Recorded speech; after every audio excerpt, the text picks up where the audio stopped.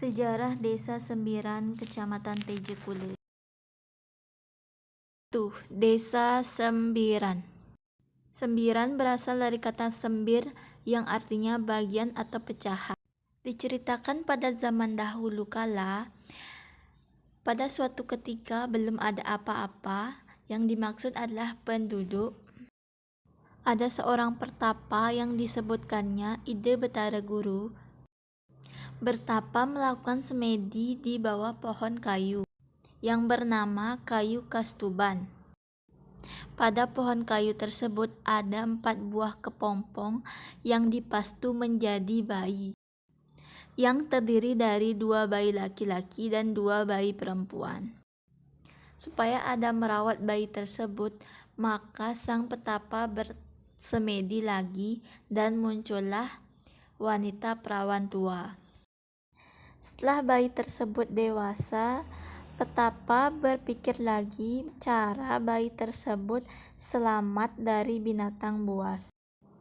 Kemudian sang petapa bersemedi lagi untuk meminta penganugerahan laki-laki diberi kekuatan keteguhan, sedangkan yang perempuan dikasih kekuatan keyosan atau menang tanpa perang. Desa Sembiran sering disebut dengan desa perempuan. Sebelum bernama Desa Sembiran, awalnya desa ini bernama Desa Sisipan. Kemudian desa ini dibagi menjadi 2, yang dipisahkan oleh sungai yang bernama Tukat Kayahan Kangin. Yang laki-laki ditempatkan di sebelah timur, yaitu Desa Upit yang kemudian menjadi Desa Julah. Dan yang perempuan ditempatkan di Desa Sisipan atau Desa Sembiran. Setelah lama dipisahkan, yang laki-laki dan perempuan, desa tersebut tidak berkembang. Kemudian yang laki-laki menikah dengan salah satu perempuan yang di Desa Sembiran dan dibawa ke Desa Upit. Lalu yang laki-laki lagi satu ingin menikahi perempuan yang lagi satu, namun perempuan tersebut tidak mau dibawa ke Desa Upit agar Desa Sembiran tidak kosong, sehingga yang laki-laki tersebut pindah ke Desa Sembiran. Baru kemudian Desa Julah dan Desa Sembiran itu berkembang. Sejak saat itu, kedua orang tua tersebut bersepakat untuk tidak boleh menikahkan keturunannya di Desa Sembiran dan di Desa Julah. Selain cerita tersebut, ada sebuah penelitian yang dilakukan oleh Dr. Sujono. Beliau menemukan alat-alat peninggalan sejarah, yaitu batu yang menyerupai strik, batu yang menyerupai alat pemotong, batu yang menyerupai kapak, dan batu yang menyerupai palu. Menurut sejarawan para ahli, peninggalan tersebut berumur 5.000 tahun yang lalu. Alat kapak genggam yang ditemukan di Desa Sembiran mirip dengan kapak genggam yang ditemukan di daerah Pacitan, Jawa Timur. Di samping penemuan alat-alat tersebut, ditemukan juga bangunan atau batu besar berbentuk batu besar atau pundan berundak. Usia benda tersebut sekitar 2000 tahun Masehi atau zaman batu tua muda. Penelitian yang dilakukan oleh Dr. Made Sutabe, beliau menemukan 17 pura di antara 23 pura yang mengalami megalitik. Tujuan masyarakat membuat bangunan megalitik yaitu untuk menyembah nenek moyang. Penyembahan nenek moyang berasal dari zaman prasejarah dan masih hidup di zaman sekarang.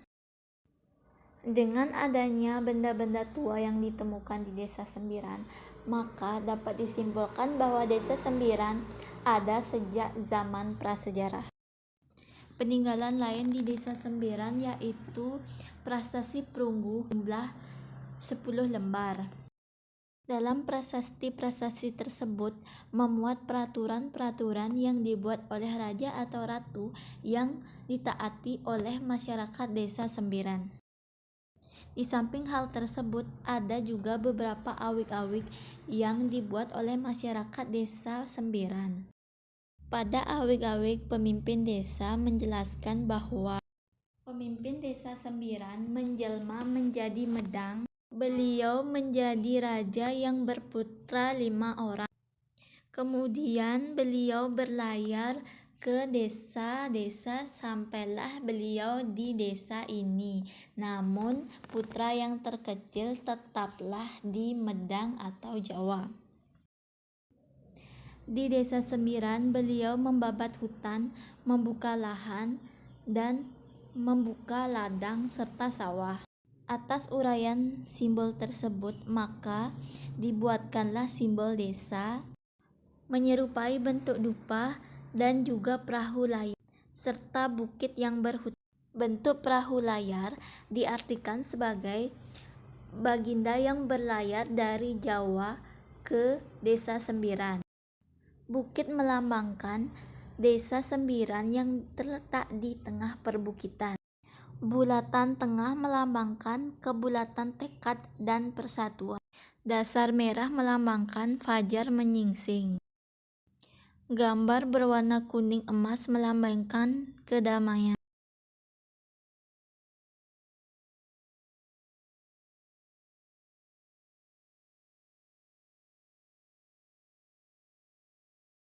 Pada zaman dahulu di desa ini terdapat 20 prasasti, tetapi kini hanya tersisa 6 prasasti.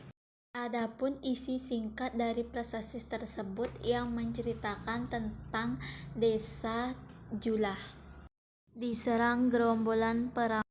Pada tahun 844, Sang Ratu Unggrasena dan pengawal mengadakan sidang dengan petinggi-petinggi desa Julah.